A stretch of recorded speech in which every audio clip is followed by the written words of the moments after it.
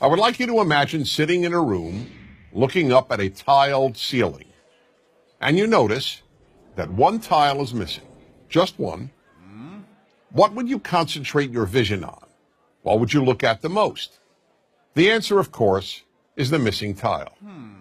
Now, that's fine for ceilings. In fact, it's actually good because we can replace a ceiling's missing tile and once again have a perfect ceiling.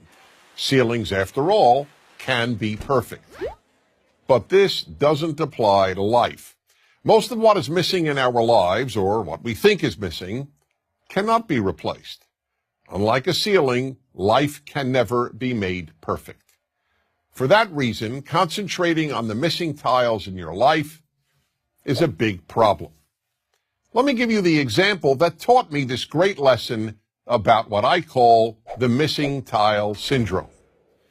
A bald man once said to me, "You know, Dennis, whenever I walk into a room with people, all I see is hair."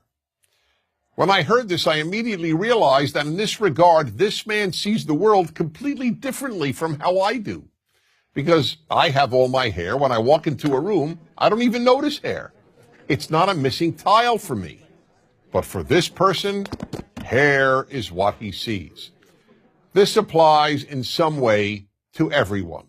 When a woman who thinks she has imperfect legs walks into a room, all she sees are perfect legs. Or take the example of the woman who once said to me, "Wherever I go, all I see are pregnant women."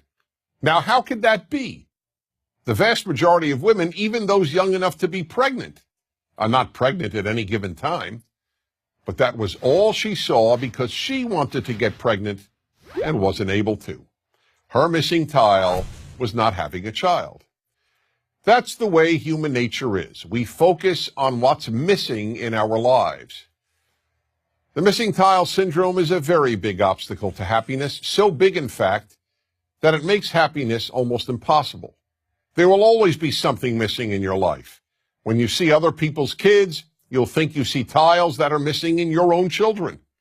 Gee, why can't my kid study as hard, or be as polite, or be as bright, or be as good-looking, or be as athletic? The same holds true regarding our spouses, our work, our looks. The list is endless. I'll give one more example. When I was single and looking to find the right woman, I wanted to first identify the most important trait to look for in my future wife.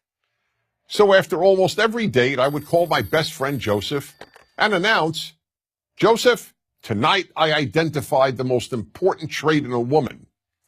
And he would always say, "Okay, Dennis, what is it?" And then patiently listen. One night I would tell him that it was intelligence, another night that it was looks, another night personality, and on yet another night kindness. One night, as usual, I called him up after an evening out and said, "Joseph, I finally figured out what the most important trait in a woman is." But this time he didn't say, "Okay, Dennis, what is it?" Instead he said, "Don't tell me, I'll tell you." Perplexed, I asked, "How do you know? You don't even know the woman I went out with." "It doesn't matter," he said. "Whatever trait tonight's woman was missing, that's the one you decided is the most important trait in a woman." I could say nothing. He was right. Whatever that night's date was missing is what I would declare the most important trait in a woman. I hadn't yet come up with the term missing tile syndrome, but that is exactly what I was suffering from. That's the way we play tricks on ourselves and undermine our happiness, by concentrating on the missing tiles every one of us has. So we really have a simple choice.